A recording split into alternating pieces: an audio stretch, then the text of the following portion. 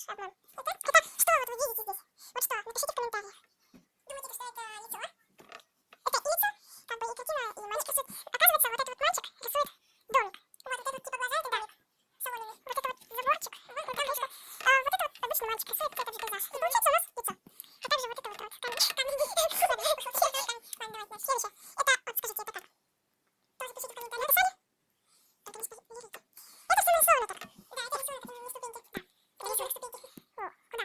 Так, следующее. Погодите, что это? Вот что? Что? Я не знаю. Нет, это не что, вы подумали, это тихо. Напишите в комментариях. Ну, это... Подождем немного, дадим ему шанс. Отвлекает. Ну что, написали?